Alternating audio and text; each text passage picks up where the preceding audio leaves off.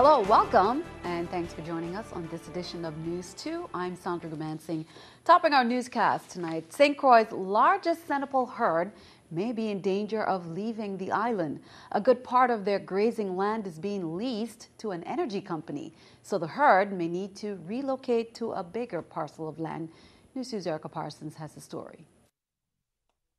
UVI's research department manages St. Croix's largest herd of Senapole cattle. We've done a lot of work on characterizing what makes the breed adapted to this environment. They're a tropically adapted breed, so they do well in the heat and humidity. Now that herd has to find a new home or face the possibility of leaving St. Croix. Because we don't own the land, we always knew there was a possibility that it would be sold, and it hasn't been sold, but it's being leased now by Tibar Energy. Tibar Energy is partnered with WAPA for the next 25 years to sell power to the authority. That power will be generated from Tibar's giant king grass that will be grown on 1,500 acres. If they want to grow the grass, our cows can't eat the grass. UVI obtained the herd from the Gasperi family in 2006. The cattle graze on that land, which was bought by Warren Mosler in 2005, and he's allowed them to stay rent-free on roughly 700 acres. Now researchers are talking with Tibar to work things out for the St. Croix developed breed. If we don't find any land for them, we'd have to sell the herd, and that would be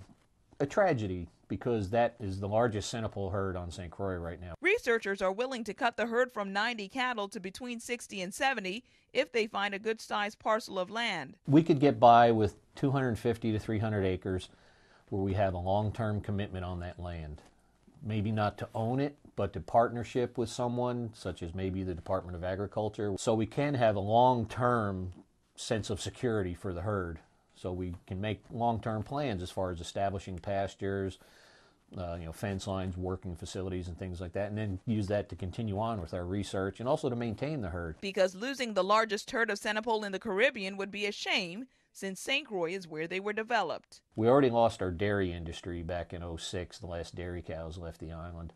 I'd hate to see the Senapole breed, be reduced to non-meaningful numbers. Erica Parsons, News 2. There are other Senapole on island. Annalee Farms and Oscar Henry's farm are registered with the Breeding Association. There are also small producers not listed with the group.